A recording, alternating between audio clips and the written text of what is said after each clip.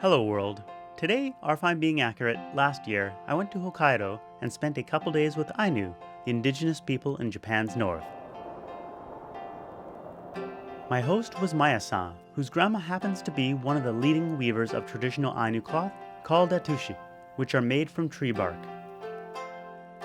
今日はまず家族みんなでおひょうはぎ、おひょうにるという木の皮をはぎに来ました。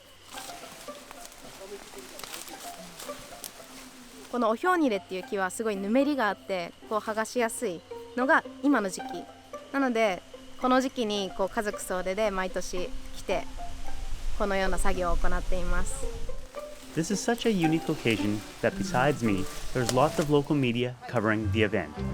みんなで集まるのが大好きなのがアイヌでもあるし、あとはこの作業っていうのも伝承していかないとダメなもので、でも1年に1回しかできない。弱いわ。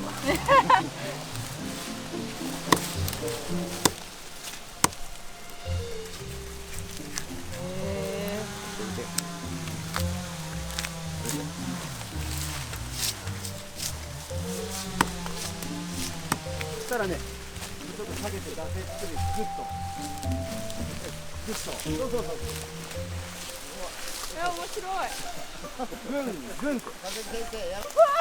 まだねじっていいよ。あそこね、節だから多分ね、枝あるから切れるから、ねじってグッと思いっきり。グン。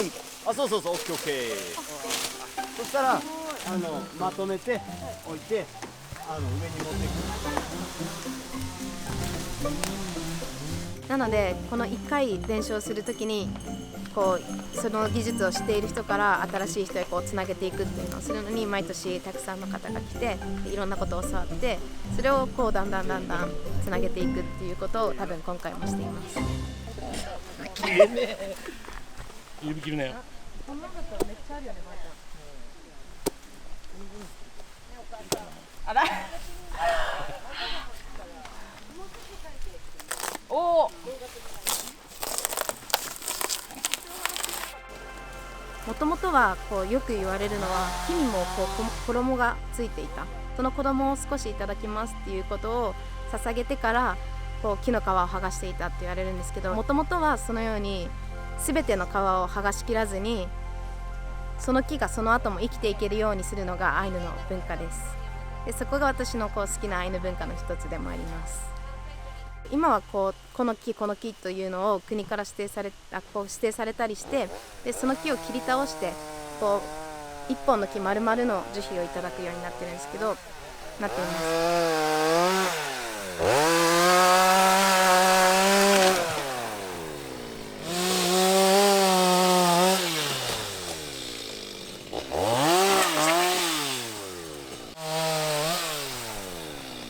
So let me give you a rundown of what's going on in the forest. The first step is to peel the bark from the trees. As Maya mentioned, nowadays they take the whole tree, so chainsaws are used.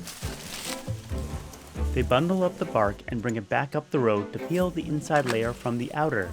Only the inside layer is needed.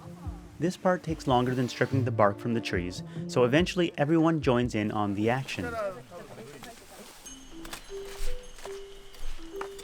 ここの角っこを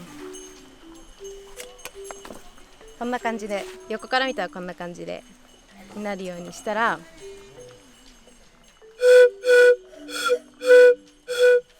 大分鳥の笛の完成です。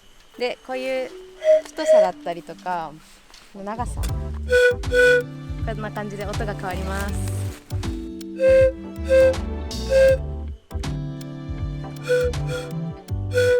今このようにこうアイヌだったりとかアイヌではない人とかもこうやって一緒にやっているんですけど、もともとこれはアイヌではないとできない儀式だとかアイヌではないとできないものだっていうのではなくて、きっとアイヌの人たちはもう人間っていうくくりで人を見ているんで、なのでいろんな人がこうやって共同する形が本来あっていい形で、なので今回もすごいそれに合っていてすごい楽しいとか嬉しい幸せなことです。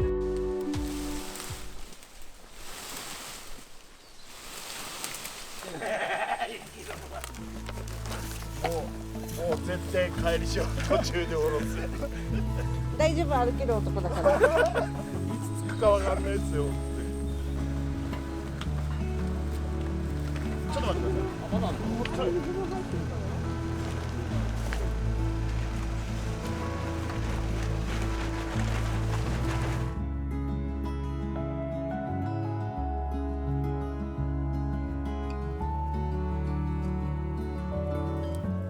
？Out of the forest, all the inner layers got boiled in a wood-ash mix. This softens them up, making them easier to separate into thinner layers. To do that, we head to the river.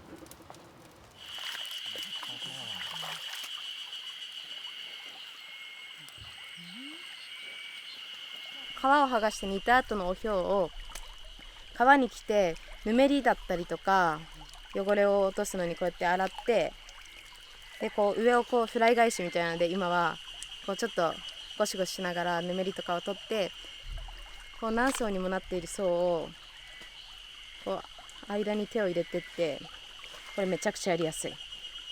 こんな感じで剥がしていきます。でこれをだんだん薄くしてって、だいたい1、2枚ぐらい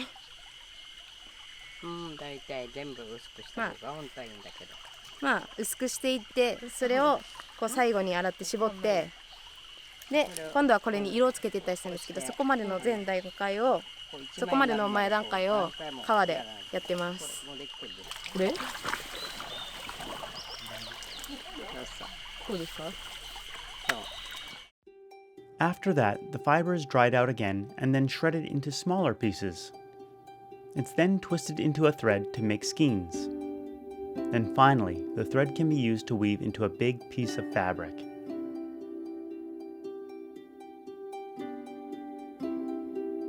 And with that, you can make something like this kimono. Traditionally, Ainu use trees for many of their day-to-day as well as ceremonial items. You have everything from baby swings and weapons behind it, to canoes carved out of entire trees, to the prayer sticks that would be dipped in sake and then sprinkled over sacred shaved objects as part of prayers to the kamui. At the museum, they also have an outdoor section where you can see what a typical village used to look like. There are traditional houses with reed-thatched huts. They would consist of a single large room with a fireplace in the center. Ainu's community is really small. If you have 3 or 4 houses, you can say it's a kotan village. So with some that kind of characterization, with the number of the river, maybe the number of the Ainu is not so different from today, maybe 25,000 or so.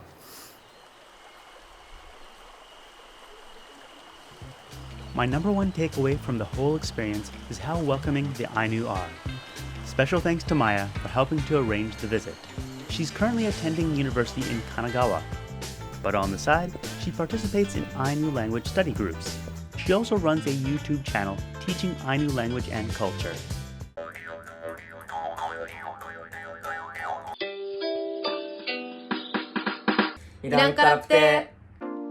Thanks for watching. See you next time. Bye.